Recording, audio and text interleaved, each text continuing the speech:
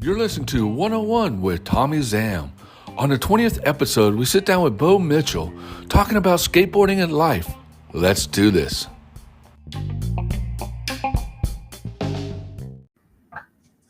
All right. Well, how you doing, Bo? I'm doing good. Man. Thanks for having me on, dude. I'm excited to be here doing it, virtually. It's still cool just to be, chatting. So how are you? Good. Just, I'm out in Florida right now. I'm on a little road trip for almost a year. Me and my dog just jumped in a car and just went on a little road trip from California, and we stopped in Arizona, some little spots here and there, and we're in Florida right now, and probably head back in May. Hopefully things will get a little bit better out there, Yep. Definitely. It's been such a crazy time. I have heard of a few people that have actually done something similar and just kind of started traveling around, in the past year or so, kind of just trying to avoid the virus and avoid also being stuck at home. So they just go out and are camping in their vans and maybe at a park or something, instead of being in the city with thousands of other crazy people. So yeah, no, definitely. It's different, you know what I mean? Like being out here in Florida for a little bit, it's like, I don't know, it's crazy here. Everybody acts like it's 1999, Yeah, dude. Florida is all the Southeast in general. Each state has its own quirky, just craziness to it, and how it's just kind of, they're all in a weird way.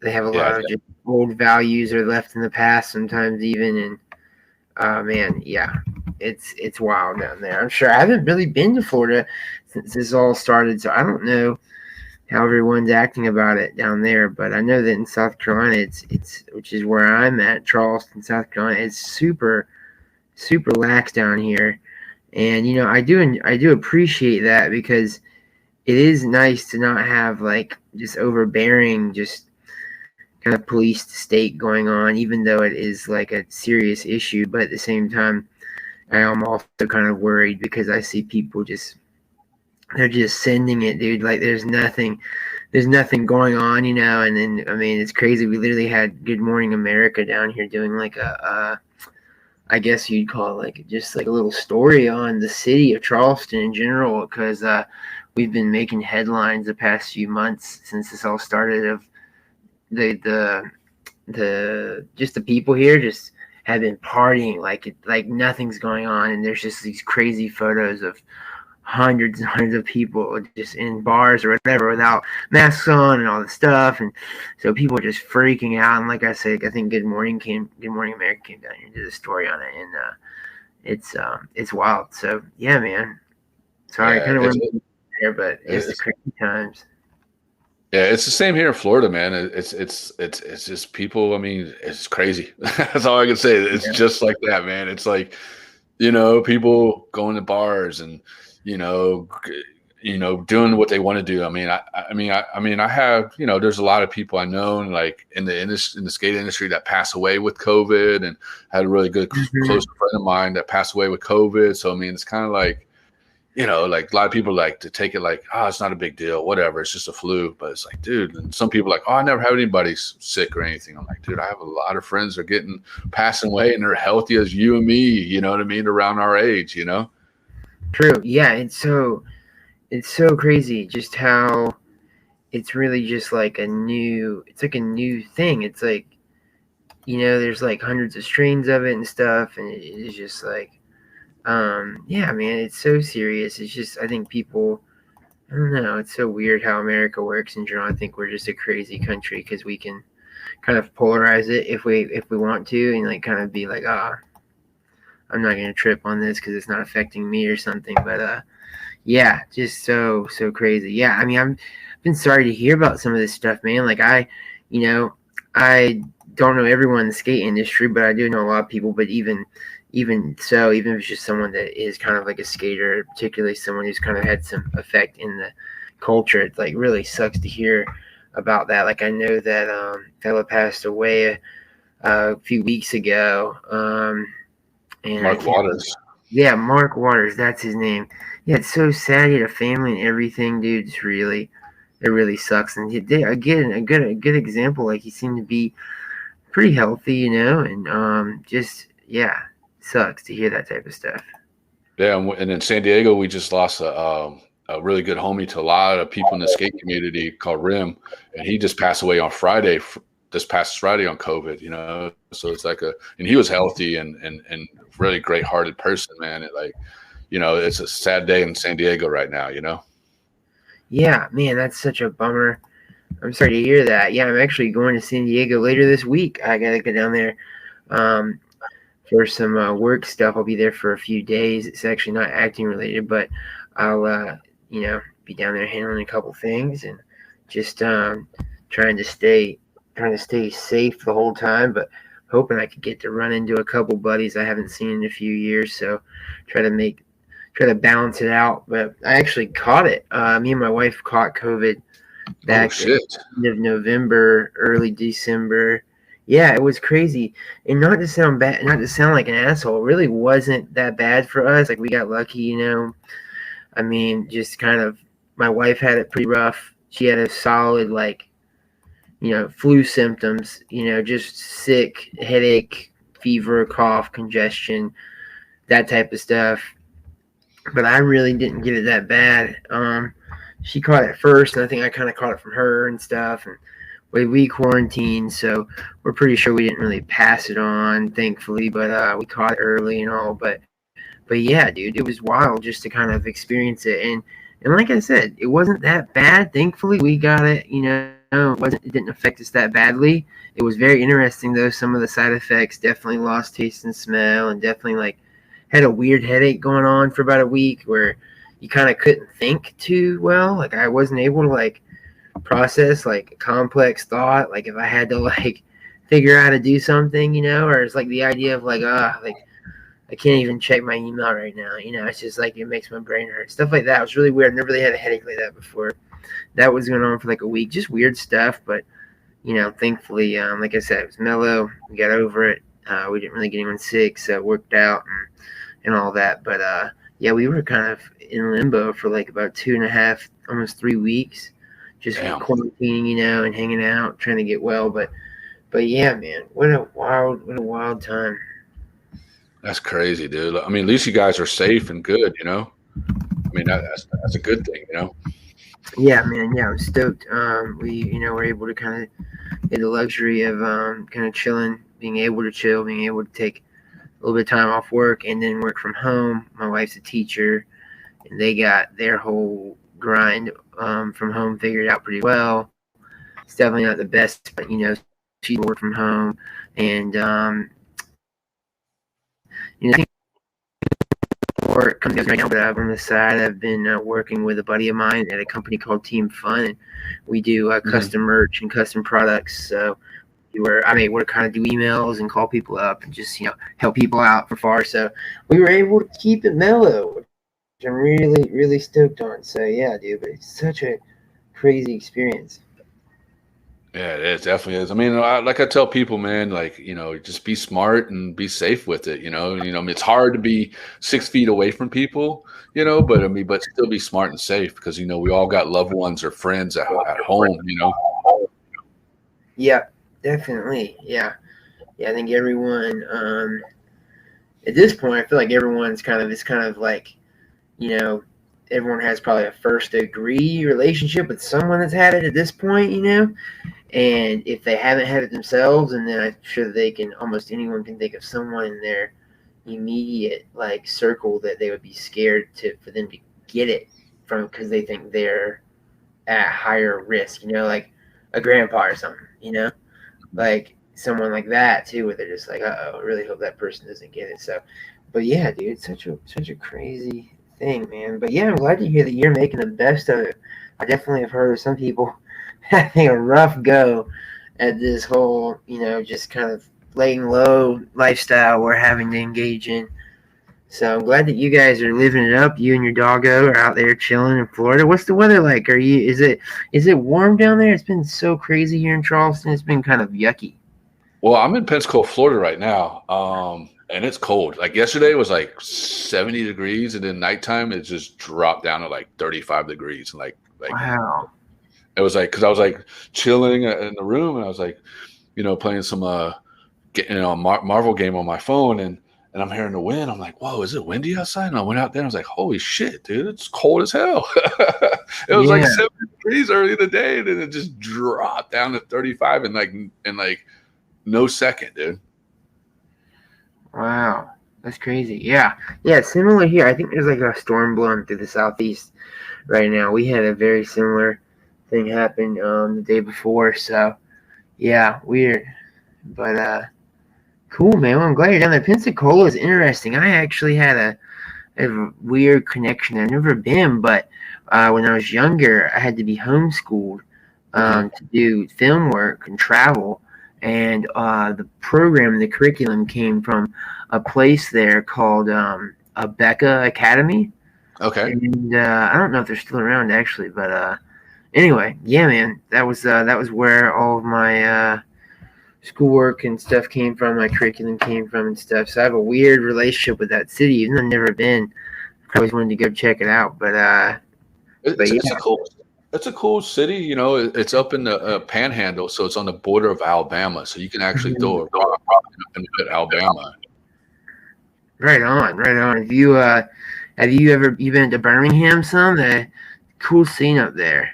Yeah, Birmingham. Yeah, definitely. Kenton Russell's actually building him and his company are building a skate park underneath the bridge in Birmingham. Yeah, like Faith and all my Faith skate shop is involved in it and everything. It looks. I haven't seen the plans yet, but what anything that Kenton Russell builds is amazing, dude. Yeah, I'm so stoked. I'm gonna have to hit Peter up and talk to him about it. I haven't talked to him in a few months, and that's so exciting to hear it, man. It's crazy. They deserve a park. I can't believe they're just now getting one, but I'm stoked. It's gonna change everything, I'm sure. Yeah, and Pensacola is in the process of getting one too. Tito from Pivot Customs, he's the one that built the Miami skate park. We're trying to get one here, so it'd be the first cement skate park built here underneath the interstate, I-10 interstate. That's amazing. Pretty good relationship with Tito. We've spoken multiple times at the Tampa contest, and he's such an interesting guy. And we've spoken about some things like that, because like he said, Miami, it sounds like he's got something going with Pensacola. The same, we have a DIY here that's a pretty high functioning facility in Charleston under the bridge, and it's actually going to be engulfed by a nonprofit initiative to kind of turn this old train track into like a walking path. And like I said, it'll be enveloped in that and get grandfathered in and kind of be safe from being torn down. But yeah, so really cool, really exciting events over here. But again, just skate parks and their bridges are so sick, dude. Like, it's just like a natural way to utilize that canopy that comes from the the road above, and it doesn't work like an indoor facility. Like, it doesn't take the elements away completely, but it keeps you out of the sun and it keeps you kind of dry most of the time. It's just, I'm excited that it's becoming a popular thing. I'm excited to hear that it's happening in other cities. Yeah, and also too, think about it, with those underneath the interstates. They're being used by homeless people, drug dealers, crime, stuff like that. And it's like, and they're using it, and they're doing the same thing. What they're doing, you're talking about what they're doing in Charleston, the exact same thing. They're turning it into like a big community area, and they're just going to give it a little section for a skate park being built. And and it'll just help out, because think about Burnside, think about Washington Street, think about Federal Park, those are all St. Pete. What was that? Oh yeah, there was going to be one in St. Petersburg, Florida, but it's not anymore. Oh no, not that St. Pete. San Pedro in in the LA area. Yep, San Pedro, yeah. And think about it. All those parks were like, underneath all those parks were just DUI spots, but they were like, homeless people, crime, stuff like that were going on. And once they built that up in that area, it's cleaned up a little bit, Yeah, those are such great case studies, and it's cool that that's something that always happens. I think that originally those types of people are just kind of looking for a place to be alone, and then you kind of show up and it's daily people, just people that are daily doing whatever, skating or hanging out. And it kind of scares them off because they can't do what they want there anymore. So it has like definitely has a positive effect in that area particularly. I feel like most of those people kind of just disperse though and find a new place to be, but it definitely is a cool effect. We had a good tent city type of vibe going on underneath the bridge where the spot here is in Charleston, South Carolina, the bridge spot here. And it was literally like 30, 40, maybe 50 different tents set up. It was like a little community. And they've all kind of dispersed now just from us being there, daily. And it's been cool, because it makes the park safer, because there's a little while where, you were kind of hesitant with how loose you were with your belongings, and just kind of watching out for yourself down there. But in the past few years, it's become so just used daily that it's just very safe down there now. And I think it benefits everyone in the community, because we have a walking path there that a lot of people use every day, all walks of life, all different classes of middle, upper, lower class income. They use the walking path under that bridge every day, and you get to see them all kind of pass by, because you're just there skating. You're like a little checkpoint, So you see all these different people pass by, and I would imagine that some of those folks probably used to not feel safe walking through there. And so, I like to think that we kind of are like helping kind of as like a beacon, on the walking path down there, keeping people safe, just because we're there hanging out, in general. So I don't know. And then maybe that's kind of pretentious, but this is how I like to try to be positive. Yeah, no, definitely. It definitely works out, man. I mean, it does. I mean, what cities don't understand, like getting something like that, like having a skate park, just a skate park in the community in general, helps out a lot. It brings a lot of business to the area. It brings skaters coming from other cities, countries, coming to that park, coming to that town or city or whatever, just to skate that park, because they're like, dude, I want to go skate this park. This park looks awesome.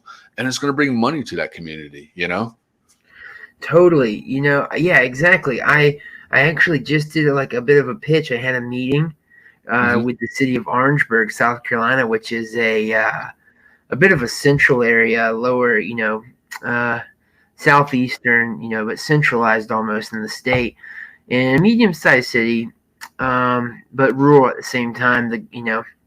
When you're in the city, there's amenities, but as soon as you leave, you're kind of in the farmland. So it's a weird space, but not far from the interstate and all. Good location and good scene. And I had a park for years, about an hour from there. So the scene from Orangeburg would come to my park all the time and hang out on the weekends.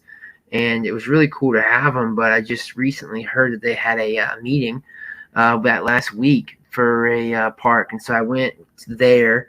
And I've been kind of advocating for parks for a while now, and I've worked with Tony Hawk's Foundation a couple times on some projects, just trying to learn the ways, honestly. And so we went and I have so many just slides and just lots of data points. I did a survey on my own facility at Hick, 100-person survey, to just kind of show like how, just to prove your point, to show how it really brings in value to a city to have this park here. It acts as a tourist attraction, literally, because the story, but obviously for people that don't, it's like people travel in to skate a park because they want to try new obstacles, and while they're there, they might rent a hotel room. They're definitely going to eat food somewhere. If you have some cool local shops, they're going to probably go shopping or check some stuff out. And and then you have a contest. Goodness gracious, you have 100. You have that times 100 for a weekend. You know what I'm saying? It's like a festival. And so trying to explain that, because I think what most of these, like, I don't know, council men and women think about is that they're just building another tennis court or something, for the kids to be kept busy with. They don't know enough about the culture and the sport. And not to piss people off by calling it a sport, but it's a couple different things at this point. You know, it's hard to put it under one term, so I try to use different terms when I describe it. But, you know, trying to show them that it's more than just like a hobby or, you know, a toy, and help them understand that, yeah, it's just it's such a diverse thing. Yeah, but totally. Yeah, it's definitely worth it. You know what I mean? Because I mean, it's like you said. I mean, prime example. Look at skate park of Tampa. You know what I mean? They were just a warehouse, and they just put some ramps in there, and then all of a sudden, you know, homies crashed there, and people crashed there, and then they're like, "Hey, we need to make money." So you know, they start holding these little contests, and look at it now. You know. Right. Yeah, of course. You know what I think is a great case study as well, and not again to sound silly here, but like the Zumi's Best Foot Forward series is really cool, and I think that is just a great thing to like show to a council person to be like, yeah, look at this nationally recognized mall chain, you know, because you gotta like put things in their terms of understanding, you know. So it might not be core to us, but to them, it's like for lack of better terms, dollar signs, right? So they're like, oh, wow. Okay, this nationally recognized like chain is going to come to our little town to put on a national event at our park and have hundreds of people from all over the region come to stay for the weekend. Like, I want to do that. You know, like what else has that? Like, you know, you might have a traveling baseball league, but that's within, you know, a 50-mile radius. That's not, you know, that's not a corner of the nation coming to your state, you know? No. And also too, baseball. I mean, no offense to anybody that plays baseball or into baseball. To me, it's boring. You know, I'm not going to go spend a whole day hanging out at a baseball field and watching people hit a ball and maybe get a home run somewhere, but I'd rather go watch I mean, just because I'm a skateboarder, of course, I'm going to go watch a skate contest and hang out with all the homies and see who wins and see who's the best, you know, who's the upcoming skater and stuff, because it's more interesting, you know, and general public wants to see that, or is starting to see that now. And because before they looked at us like we're hooligans and we're criminals or we're destroying property, we're doing mischief stuff. But now, since skateboarding is now being accepted in society and it's going to be in Olympics and they're seeing it on TV. And so people now who are not into skateboarding, they come to skateboard contests or skate parks and just watch people skate. You know, I've seen it so many times, you know, just people just bring their kids and they just hang out and have a little picnic and watch people skate, you know, and I'm like, wow, this is crazy.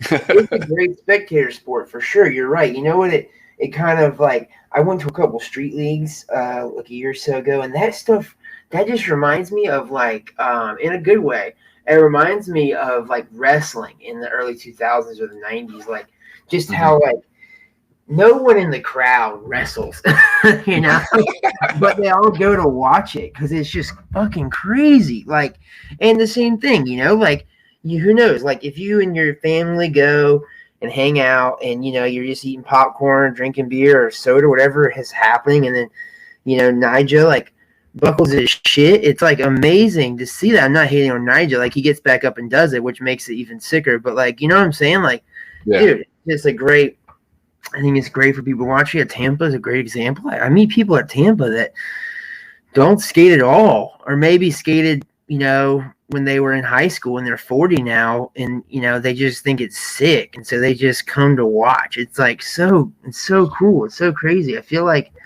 it's not really a common thing in many other sports. Like, so, I don't know. Yeah, man, just skating is fucking sick in general.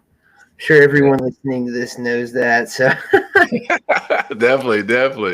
Well, let's go back a little bit. So what got you into skateboarding?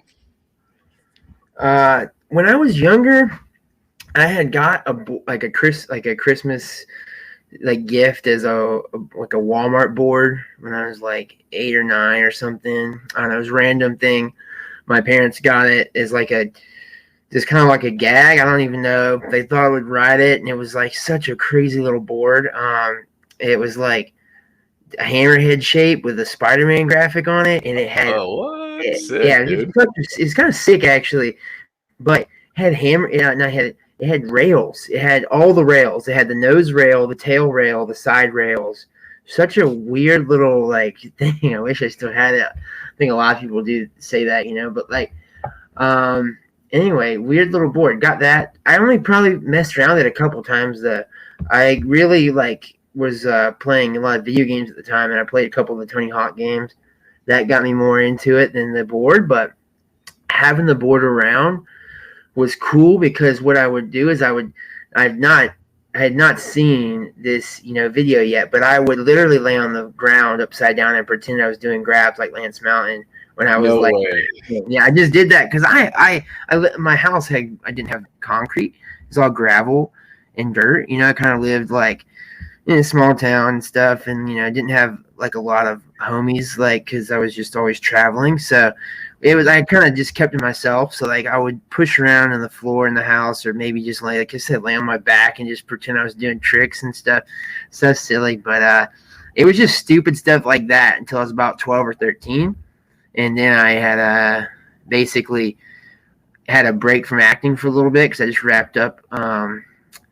At that point, I wrapped up a couple shows, Eastbound and Down and October Road, and just had some free time. And a couple of my buddies I reunited with after not seeing for a few years were like heavy into actual skateboarding, and they were, so I just kind of joined the gang and was like, oh yeah, I did this when I was younger.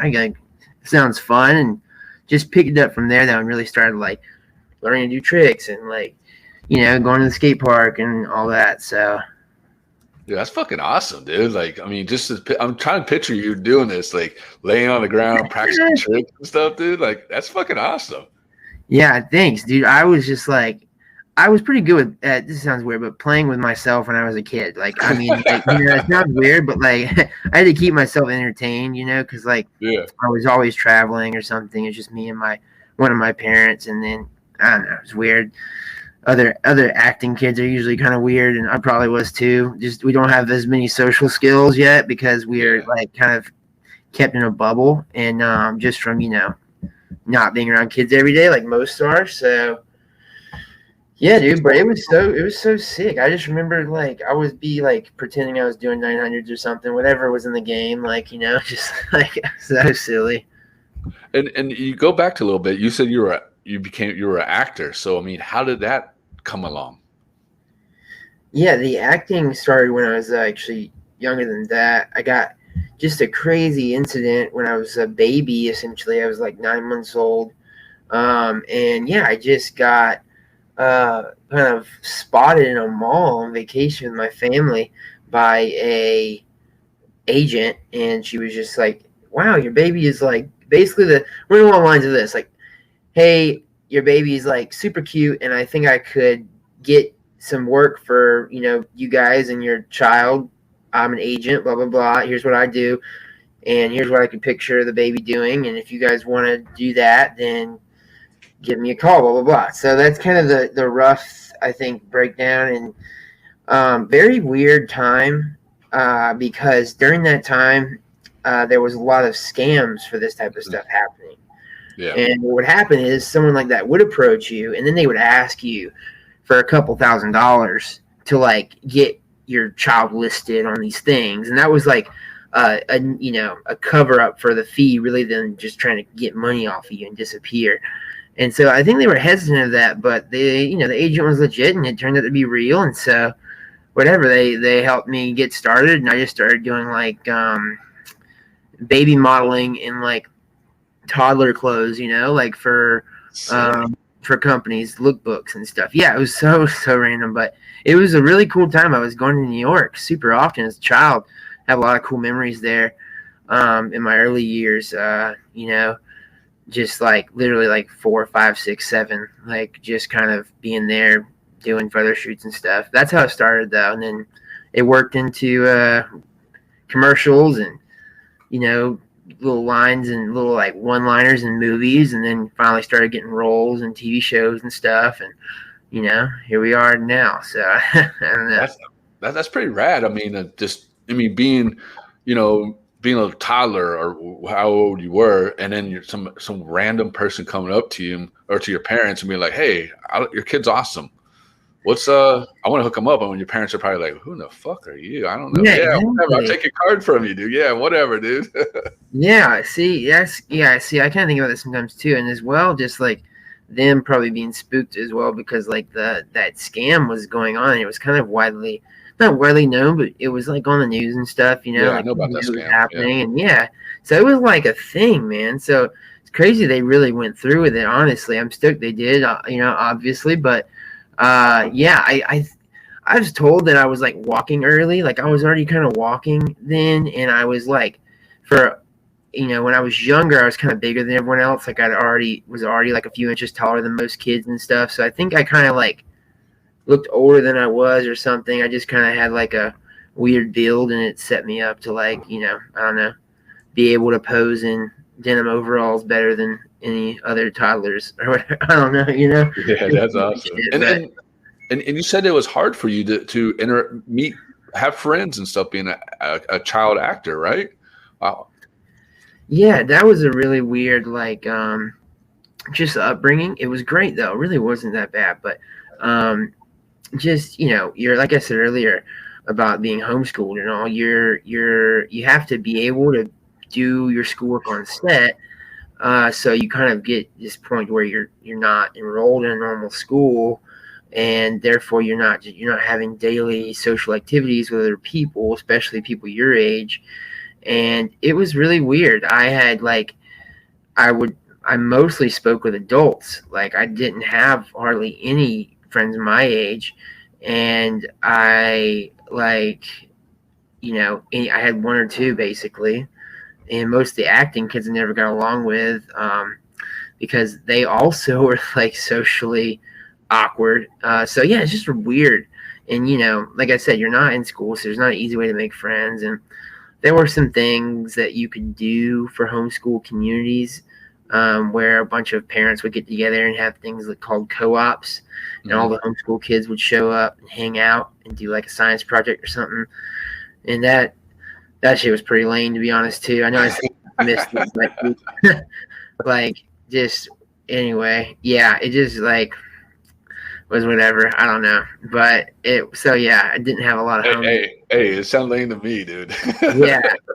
Yeah, it was definitely weird. I mean, so I had some family members that were closer to my age. That was cool to hang out with them, but yeah, it just wasn't like too normal. So yeah, I didn't have a lot of homies coming up, but I had a couple that I had met that were like neighbors of mine. So like I said, when I was in town, we'd hang out, and those dudes originally or ultimately is kind of what got me into skating and stuff. And after I started skating, I really started like learning, really being social. And this is like 12 or 13. I started kind of blooming a little bit with social, just interactions in general, because when you're at a skate park, you have to fucking talk to people, like or else you're gonna get in someone's way or get ran over, or you might get in someone's way and then they're gonna shit talk you. So you're gonna end up talking to someone at a skate park.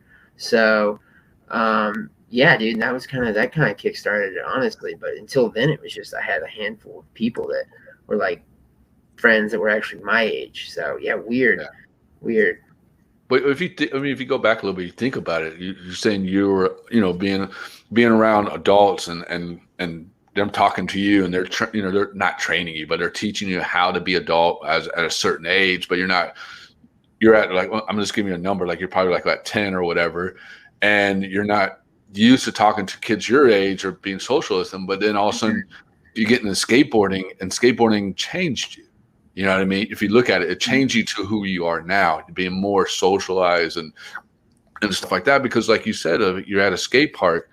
I mean, you're going to get hit. You're going to get ran over by some dude, like, dropping in on a ramp, and you're in the middle. The dude's going to yell at you. You know what I mean? So you're going to learn to like socialize with people. Like, oh shit, I got to move out of the way. Hey, what's up, homie? How you doing? You know what I mean? It helps you out a lot, Totally. Yeah, I had like definitely was getting like weird compliments too, like, oh, you're so mature for your age. And I'm like, okay, cool. I don't really get that, but I get I can hold a conversation. I think that was definitely it definitely backfired when I hung out with kids, because they would be kind of in La La Land, and I'd be like, we were just having a conversation, like, why'd you stop talking, or whatever? Why'd you go like chase after a butterfly in the middle? And me at 10, saying that, whatever. But yeah, dude, skating was so good for me. It really was. I don't mean to sound like kooky, but it was like super. It was just what I needed at that time. Like I needed something to like a catalyst to like just throw me into the fryer, like, and that's what it did for me socially. Because like to try to just break the story down more, like I get back, I rapped on Eastbound and Down, this other show, October Road, and I'd been gone from my hometown for a few years, and I get back and meet up with some of these homies again. Like I said, they're like freshmen in high school, they're skating, they're trying to be cool and all, and I'm just like, I want to hang out, and this is what they're doing. So I was like, all right, fuck it, I can like skate a little bit because I used to, and I pick it back up, and then it kind of evolves into me filming some because they're like, oh, you do movies, you could film us. I'm like, oh, sure, that sounds fun. Get a cam, start filming, start riding around with the crew and all, and like we're just doing like tricks off of 2 sets, nothing crazy, no one's really ripping, but just having fun. And like we had a little prefab park in the hometown we'd show up to, like on the weekends, maybe if someone's mom would take us, classic story, we all get over there and we're hanging out and that type of stuff. You get there, and this is for me, like I was pretty sheltered. Like my parents were good with helping me understand what was happening in the real world. Mm-hmm. However, I never saw it firsthand. And then I got to a skate park, and I mean, I advocate for skate parks all the time, but I'm honest to say, people, yeah, you show up to a park, you're gonna see some wild shit sometimes. Like, yes, you will. I would see some shit, and I would just be like, wow, so that's like what that looks like in person. Like, that's kind of sick. It was great for me.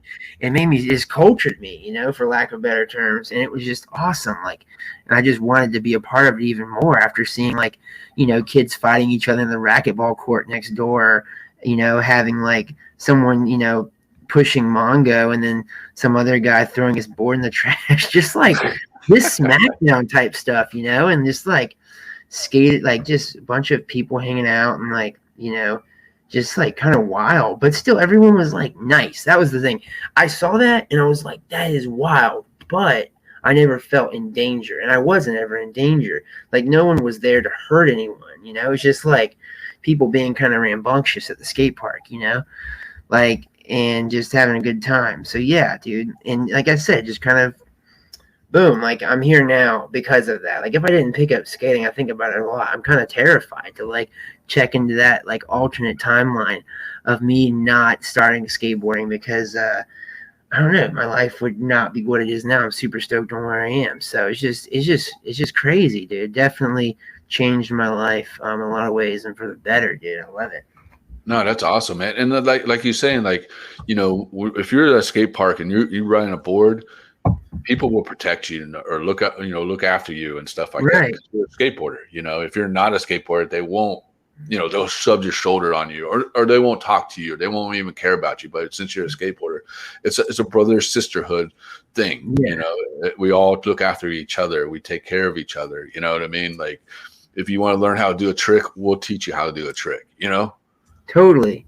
Yeah, and you can sniff it out too when someone's there for real and it's just their first time, or when someone's there just to hang out, Mm-hmm. Like I see kids now too where I'm just like, you can kind of tell it on their face, when they're like riding around trying to like learn a trick, or if they're just riding around to kind of hang out with their homies and all. So it's cool too to see that when someone really wants it, and then I think that just makes anyone that skates want to help them because they see themselves in that, But yeah, it's a great mentorship dynamic, and it's like very special to this sport in particular, or just whatever you want to call it, type of culture or hobby and art. It's something that's very particular to skateboarding, and it's so amazing. I don't really see it anywhere else. The only other place I see things like this is maybe in like martial arts or something. Like where do you see a 40-year-old that like literally helping hand in hand like an 8 or 10-year-old, like that they're not even related to, like they don't even know them, but they're like, oh, come here, little one, let me show you how to kickflip, or here's how you drop in, or no, like turn your shoulders more when you try to like 180 the hip, whatever, like why, actively coaching, and then doing it with them, not just coaching, but then performing it with them It's so cool, dude. It's just like nothing else is really out there like that. Yeah, no, definitely. No, I agree with you. I mean, you don't get that in a lot of sports like football, baseball, because they're all competitive. They're all about, Mm-hmm. who's the best and this and that. With skateboarding, surfing, snowboarding, even roller skating, roller skating is getting popular now with girls and stuff. Roller skating, I think that's awesome, and like, it's not a competitive, I hate saying a sport, but it's not competitive sport. You know what I mean? We're not competitive. We're about having fun and going out and enjoying ourselves, Totally. Yeah, I agree. And it's really interesting. I think that, it's just, I don't know. Yeah, it's amazing, dude. It's like, you're kind of like you're your own kind of enemy. Like you're competing with yourself, Mm-hmm. Golf is similar, actually. So random. I always bring this up though. I'm from Aiken, South Carolina, and golf is huge there. We're next door neighbors to the Masters, so it kind of runs in my blood, even though I don't really golf. But I love referencing it because golf is very, very similar to skateboarding in a weird way. And yeah, man, it's just like in golf, you can compete, you can put your score next to others, but when you're at that hole, you're trying to beat yourself.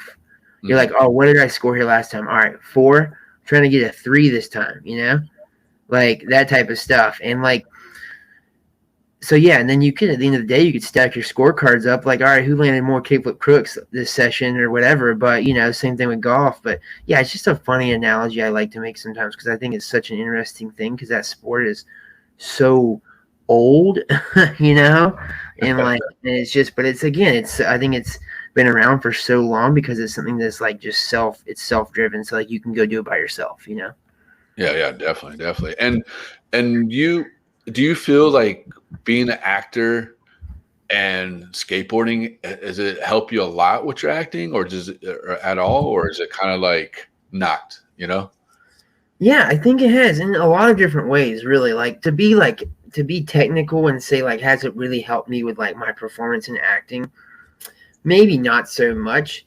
I think that the culture of skating and me kind of getting to experience a lot of things traveling skateboarding has I've met a lot of amazing people and things like that. Those experiences help kind of shape you and give me it gives me as an actor a palette to like tap into and kind of like adding more colors of paint, Mm-hmm. to an artist, it's like that type of thing. Like if I was a sheltered kid my whole life and then I go and have to play like a certain character and I've never really seen that, I've only seen what it is on TV. I'm just going to kind of repeat things. But when you meet a real human that does these things or multiple real humans that do these things, then you get to see that firsthand and you get to see it for real.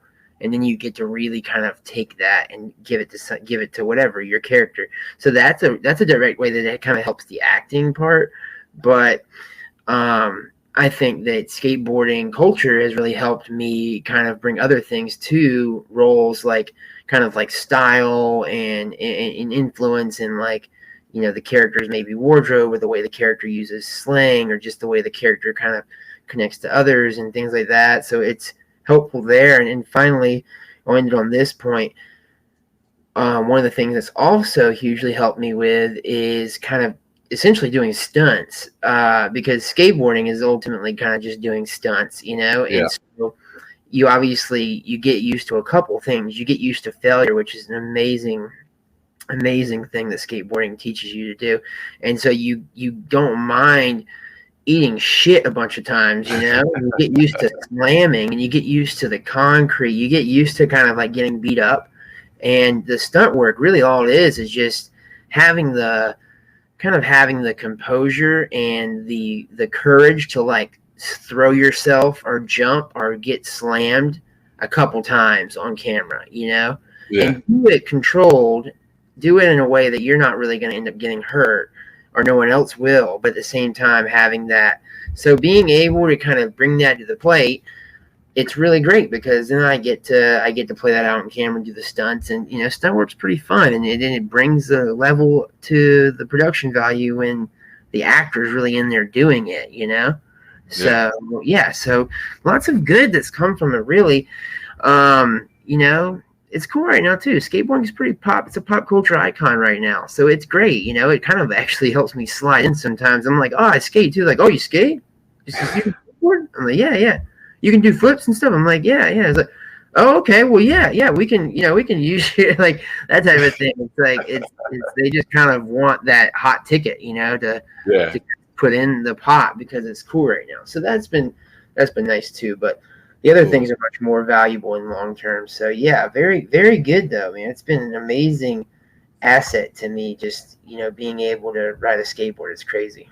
That's awesome. And also too, knowing that, I mean, you know, I mean, you're following that category now with Jason Lee and Steve Berra and a bunch of other pro skateboarders or skateboarders who are actors or famous actors now. I mean, you're in that category now. How does that make you feel, knowing that you're up in that category with Jason Lee and Steve Berra, and I think Tony Hawk did like Police Academy movie with him and Steve Cavallero. They did a stunt double in a Police Academy movie and stuff. So being part of that, how's that make you feel?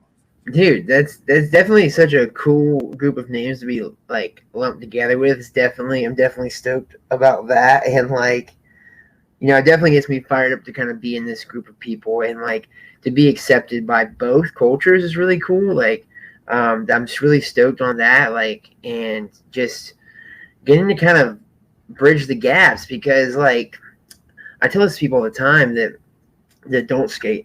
Skateboarders are characters, man, in themselves. Like, most skateboarders you meet are pretty interesting people, and it's an amazing thing because it's like it's never a dull moment, you know. And I think that's why there's this great there's a group of names that have bridged the gap, because you know, if you're a skater, right, like, and then you get found by a talent agent and they're like, wow, you're just naturally different and cool, like you can just kind of be yourself on camera and it's going to look great, so why don't you come do that, you know? And then that happens, and then you have, you know, people that kind of go backwards too, and like, but still it's just great. And I mean, I think I love Tony Hawk. Has an amazing resume, man. He has been in so many movies, like just doing weird things in the background because he's Tony Hawk, and it is so badass. And then you got Jason. He's great. He's like no offense to anyone else, but he's actually a really talented actor. Like, some of the people that kind of gap are doing it, and they're great, but like, he is actually a really good actor, and it's so sick because he's such a good actor that people only know him for acting. And so when you're like, oh no, like, this guy was one of the most progressive street skaters in the world at one point, and has a hell of a tray flip, like, you know? Yes, he does. Dude, more than just an actor, but yeah, great actor. You're right. That type of stuff. It's so cool, dude. But yeah, like, not to ring this on, but a great example of kind of what I was saying a second ago, and not to name names, but the buddy, you know, the Lutheran brothers. I'm sure you know of those skateboarders, Andrew and Daniel Lutheran. I'm pretty good friends with both, but particularly Andrew and me have had a lot of endeavors together with like acting, skating roles, and we were doing Palo Alto together. It was a Gia Coppola film, and he kind of got scouted by Gia at a park one day, and he was just, again, it was just, he's had such a character, you know. He's like a real life Spicoli kind of, and I think Gia was captured by that. And then he gets on set, and I'm just like telling him, like, yeah, dude, just be yourself. They love it, like, hang out. And so he that kind of, you know, spawned a secondary passion for him in acting. And so I kind of like helped him out, got him in touch with some of my folks that manage me and stuff, and he's taken off. He's been doing great. He's got a bunch of roles, and he's been working. And so I love that there's like, I hope that there can be a kind of a discovery, I guess, of kind of latent talent of just the character in a lot of skateboarders, because a lot of people are funny. Like, you hang out with skateboarders, you're always laughing, you know, like everyone's always silly or having a good time, just being themselves. And, you know, just being able to tap into that, you know, performance, being able to give that performance is a lot of what acting is in general. You just got to be able to kind of turn on a switch and, do something a couple times over and over. And skateboarders are used to that. I mean, how many times are you going to, land this backside tail slide in this 3-trick line before you get the one at the end? It's like, it's the same thing. So I think there's a lot of latent, talent, just potential hiding in skaters to be actors. So, give it a shot. No, definitely agree. And think about it too. When we can't land that back tail, our characters are coming out as we either yelling, screaming, cracking jokes, throwing the boards around, being funny. It's you're like letting it out. Very true to self. Yeah, it's great, dude. I love it, man. It's so sick. Would you ever be down to do a movie with Johnny Knoxville? You ever thought about doing that? Oh, dude, I would absolutely love to. And I've had such a crazy kind of just like orbital pass around him and his kind of what he's done for just, at least my generation's lifetime. But like I would love to, just to put that out there. But I actually met him going back to Palo Alto. I met him at the Palo Alto premiere. He would premiere like after party type of thing. And it was like this weird little like hangout soiree thing on top of the chateau in Hollywood. So I'm out. Andrew's here too. Andrew and Daniel is hilarious. They were having a great time. But we were out here and just like there's a red carpet event at downtown Hollywood, and then we came to this place. We're hanging out, and there's all these crazy, just bougie like Hollywood names there, and just people hanging out, and like it's just like very much kind of what you would make out of that in a movie. It's kind of just. It's that. It's not much different. It's just like a bunch of, you're like, holy shit, this person's here? What? It's like, but anyway, it turns out like Johnny is there. And yeah, dude, the craziest thing, like I come up to him, I'm like, yo, you're sick. Like, I don't know why you're here, but thank you for coming. It was awesome to meet you. And then he was so nice. He had like great things to say about me. It was so kind of him to like, kind of give me like positive feedback. Like he was at the premiere and watched it, and he thought I did great, and he was stoked on me. So it was like really cool to have that experience with him. I've watched him do a lot of dumb shit throughout my life. We all see all this dumb shit. Yeah, and I loved it. And so I've always kind of wanted to be a part of that. Like I had an admiration for Jackass and aspired to just kind of be in that realm of like doing silly shit with your friends, and so I had, like I said a couple times, I had a skate park in Aiken, South Carolina for a while, and at the park we actually pitched and got a reality TV series filmed there called Narcats, and it was basically just like a docu style like reality show. It's just kind of like it was comedy and stunt driven though. So we would just do Jackass type shit all day. And it was amazing because we already kind of did that on the daily, hanging out there. You know how it is at like a skate park, and someone's like, oh, let me bring my dirt bike over, and you can jump over it or something. I have a ramp, just stuff like that. And it was just, so it was so cool to be able to kind of get that experience to film something like that, and we had a great time there, dude. It was so sick. But yeah, man, I definitely love his work. That new movie he came out with about 2 years ago as like the camp counselor, dude. Oh yeah, that was fucking hilarious, dude. It was so cool. I loved that they brought that like one and done stunt aspect to it. Like it just gave it like, it kind of breaks down the fourth wall for a minute, and you get to see it just feels like they plugged Jackass in. It was it's like you don't get a lot of things nowadays where you're like, oh, that I don't think has ever been done before, or something that's new, a new feeling, and I definitely got it watching that. So that was amazing to be able to still, get that feeling of like, oh, this is something new, even in 2020 essentially, right? Like even at this point in time. So that was really sick, dude. I love Johnny. I love his work. Hell yeah, dude. He's a good actor. He definitely is. And I mean, I've been watching his stuff way back in the days when Big Brother was around, and him and all those guys were doing all those crazy stunts and stuff like for Big Brother magazine, and it was Big Brother used to come out with these videotapes, and they would have little skits in it and stuff like that. The shit was hilarious, dude. You know, Definitely. And then, yeah, when I first met you, it was at a Tampa Pro contest, and I remember this. I remember because there was everybody in the industry were like, "Oh, that's Bo Mitchell from Eastbound," you know, and I'm like, because I don't watch TV that much, you know, I really don't. I mean, I just kind of like do my own thing, and I don't even own a TV. If I do watch stuff, it's usually on my laptop, and I just kind of like, you know, watching a movie, you know. But you know, and I was like, okay, you know, I was like, I didn't. And they're like, everybody's all like tripping. They're like, oh, that's Bo Mitchell. He's from da da da. And I was like, you ever watched this? Like, no, I never watched it. And so I learned, you know, I met you over past, you know, Tampa Pro, Tampa Am contests and stuff like that and everything. And one thing of what stoked me about you is that you always bring skaters with you. You know, you always travel with all the homies and skaters. And it was kind of cool because it kind of showed me that you were like, hey, I'm going to bring you to these contests and introduce you to everybody and have a good time and show you stuff. And I love that about you, man. Like, that's what thank you about you, you know?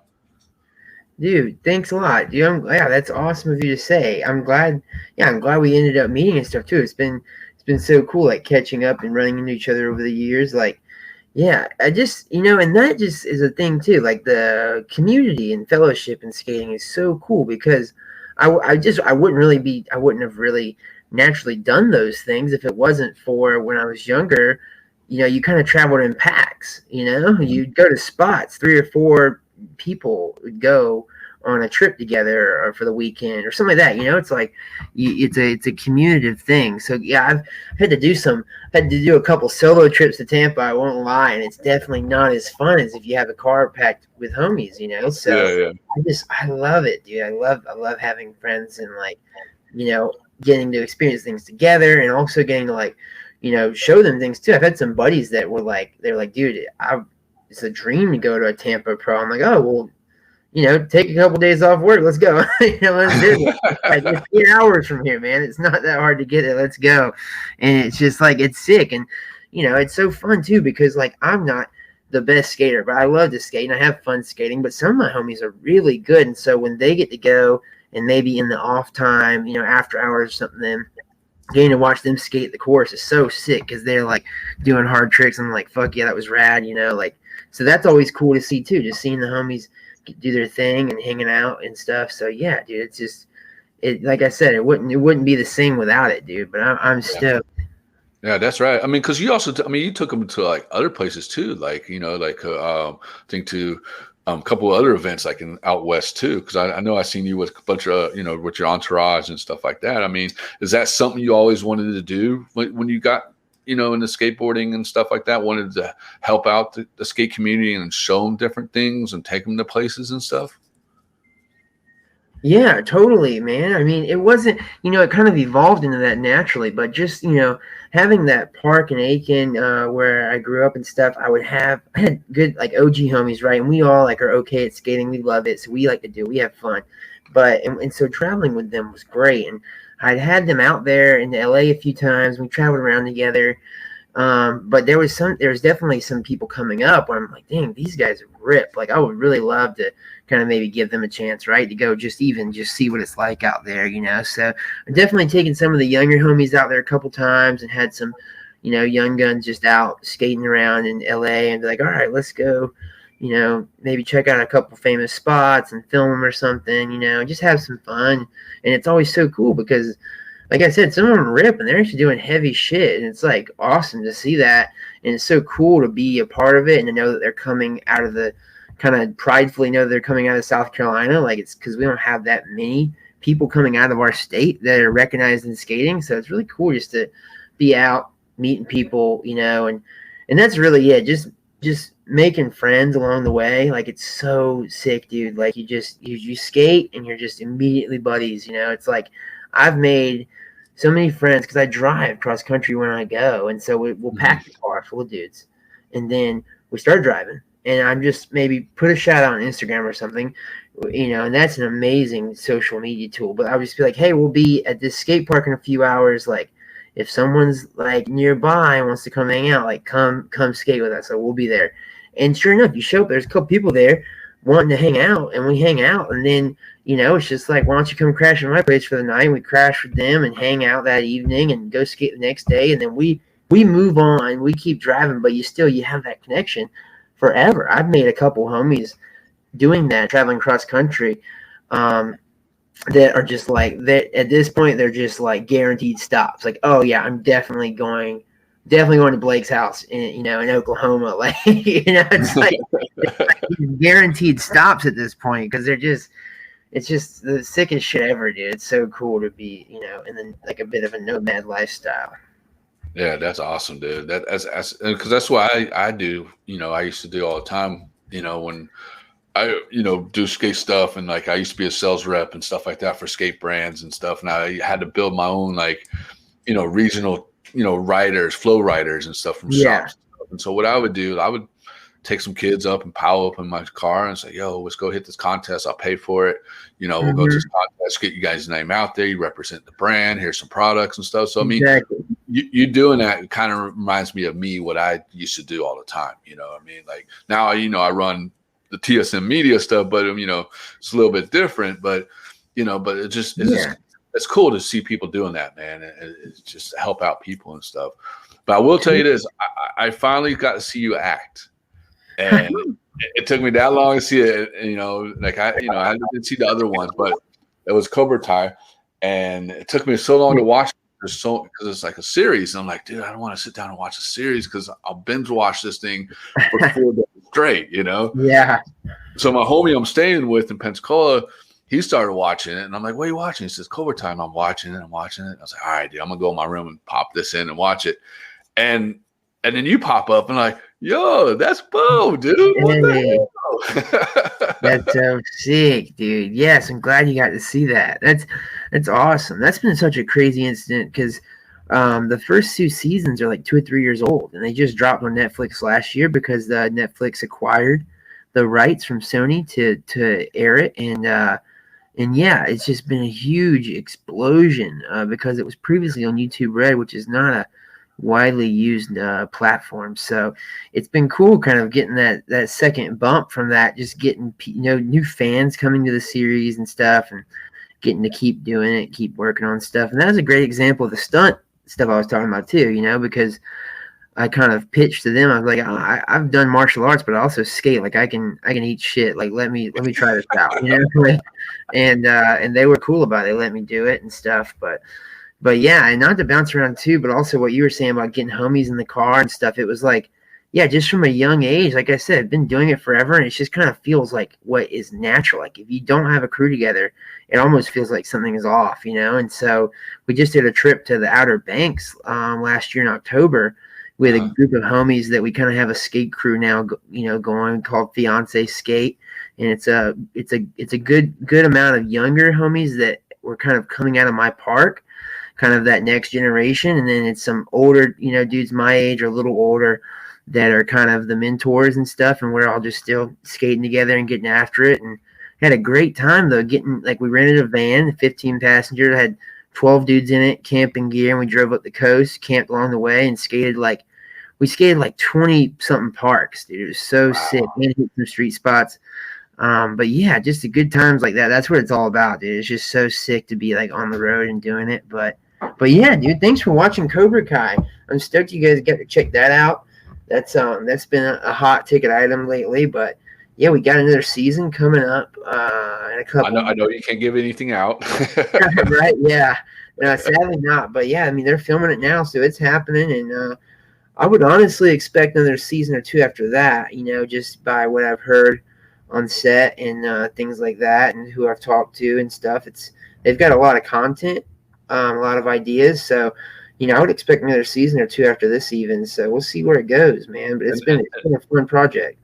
And how is it? Like, how is it? Like you get to act with like the popular the original Karate Kid people, Yeah, dude, it has been so cool. Like I literally can't express enough, like just in general, like Eastbound and Down was on that, and now this, and kind of been sucked into the 2 different cult classics in my life, and that's just been such a cool thing to be a part of, to kind of be in these kind of weirdly like, hung up in time these series are, because the Karate Kid franchise is just an amazing franchise, Yeah, and it it's is. cool that it's getting to kind of resurge and create a new generation of fans.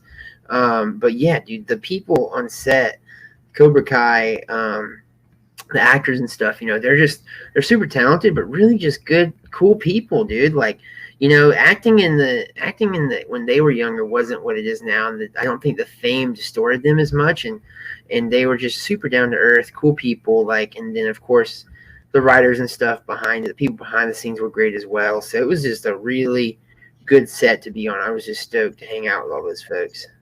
Hey, that's awesome. Let me ask you, is it the same writers from Karate Kid, or is it the different writers? Different guys, but they're super fans. It's the three fellas that were actually behind a couple other cult classic films like Harold and Kumar series and stuff like I love that. that. So these guys are pretty good. They're solid. They're really legit, and they are super talented. Like, and they're just low key though too, because when you hear their names, you're not like, who? I don't know who that is. But then you realize, like, you look at their resume and you're like, oh yeah, they're talented. And then you see them work on the film, or the show, and you see them work, and you're like, this shit's hilarious. Not only is it hilarious, but it's very well written, and there's lots of ups and downs and cliffhangers and subplots and triangles and just all the shapes that you want in a good story. Yeah, definitely. And I will tell you this: I did binge watch all 3 seasons, dude. That's awesome. Yeah, dude, they'll get you, man. It's crazy. Oh, it Gets you got me, hooked. dude. I was like, no, what? They brought her back? What? No way. That's awesome. I remember that's this girl, old girl. You know what I mean? It was like, Yeah, come on. And then you come on, and I'm like, yo, Bo's coming in here about to beat somebody up. I'm like, oh, yeah, shit. You got beat up by Hawk. yeah. You got my ass kicked. That was a crazy scene. Fun to do that though. Yeah, yeah. All the youngins are sick too. Like the Hawk Kid and the Miguel. That fella's great, and that dude, Kyler. Me and him are actually pretty good homies.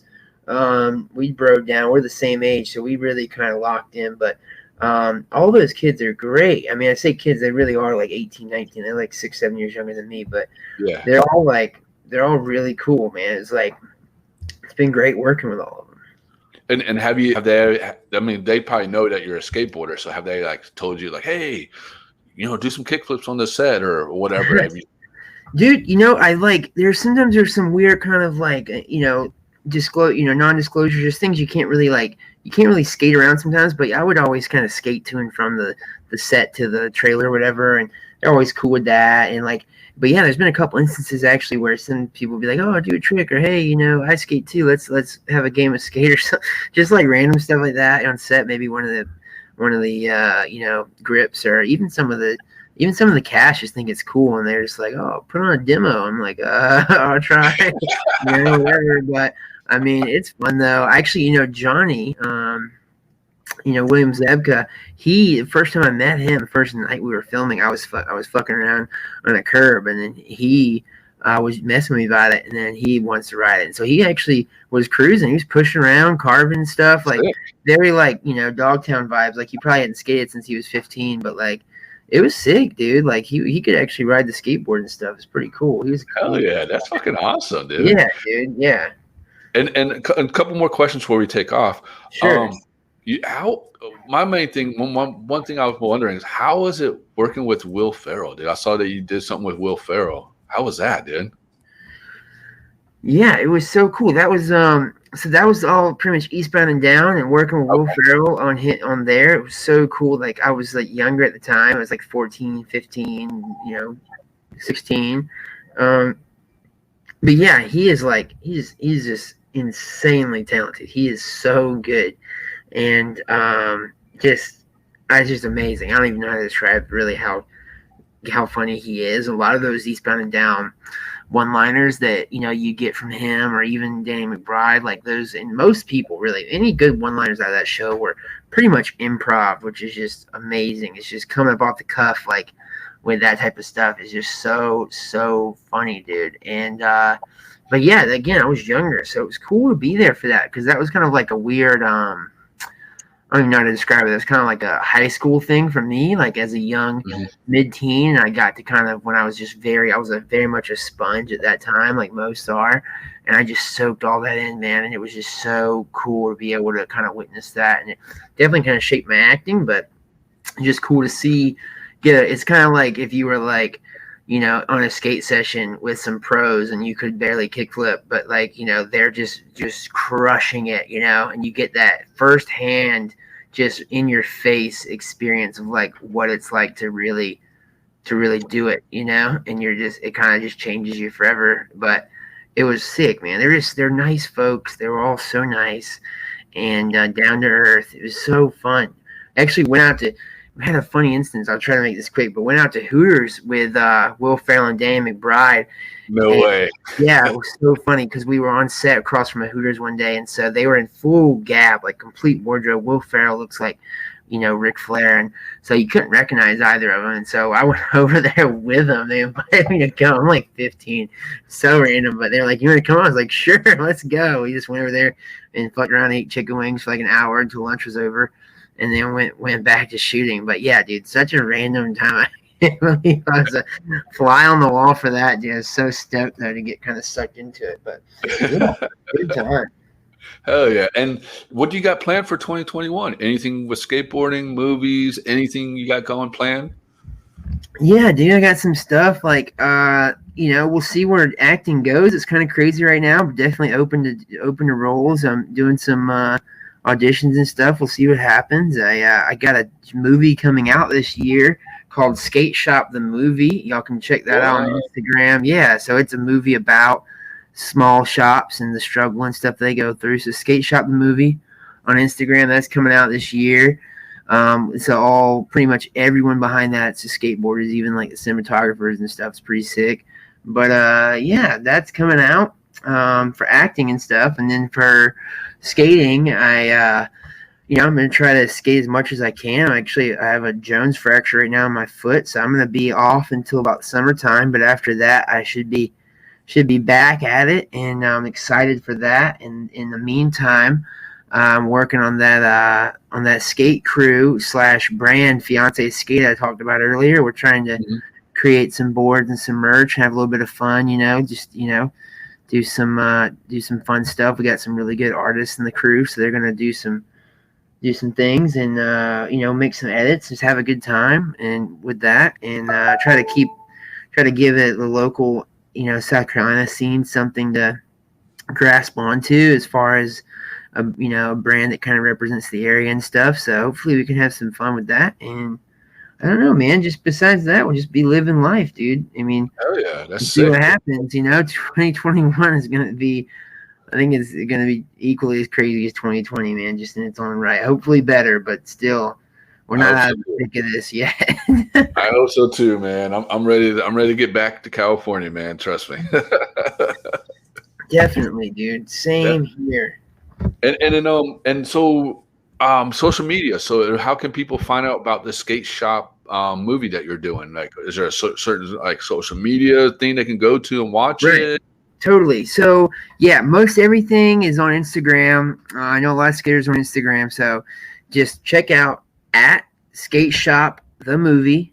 It's all one word. It's all spelled normally and stuff. Check that out on Instagram, and they can go peep that. My Instagram is Blonde Ambition Mitchell, but you can search Bo Mitchell and I'll come up. And then Fiance Skate is just one word, Fiance Skate. You can check that out. We have a lot of cool footage up from our trips and stuff, and some of the homies are really ripping, like I said. So it's actually fun to watch, and just hanging out, dude. Just in the meantime, you can see what we got going on, and I'll be posting stuff up about whatever's happening in my little universe. So yeah, dude.